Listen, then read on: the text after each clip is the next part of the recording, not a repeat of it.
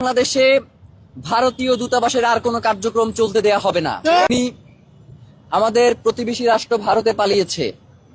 আপনাদের কাছে একটা কথা জানতে চাই যে বাংলাদেশে যারাই এবং যখনই কোনো গুম খুন এবং হত্যা হয় সেই খুনির আশ্রয়দাতা অটোমেটিক্যালি ভারত হয়ে যায়।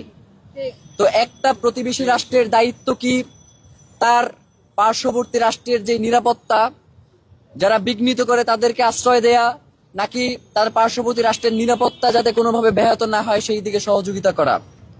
আমরা ইনকিলাব মঞ্চের পক্ষ থেকে আপনাদেরকে জানাতে চাই, যদি সত্যি সত্যি ভারতে এই খুনি পালিয়ে থাকে তাহলে যেন অতি দ্রুত বাংলাদেশ সরকারের পক্ষ থেকে ভারতকে আহ্বান জানানো হয় খুনিকে হস্তান্তরের ব্যাপারে।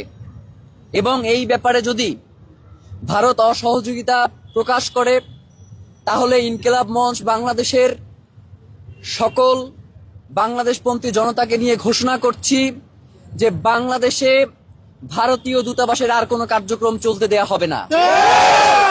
যেই রাষ্ট্র বাংলাদেশের স্বাধীনতা সার্বভৌমত্বকে বিনষ্ট করে দিতে চায়, যারা বারংবার বাংলাদেশের এই মানচিত্রে যারা থাবা বসিয়েছে তাদেরকে আশ্রয় দিয়েছে এবং এই খুনি পতিত স্বৈরাচার হাসিনাকে যারা এখন পর্যন্ত লালন পালন করছে, সেই রাষ্ট্রের সাথে বাংলাদেশের সুসম্পর্ক থাকবার আর কোনো কারণ হতে পারে না।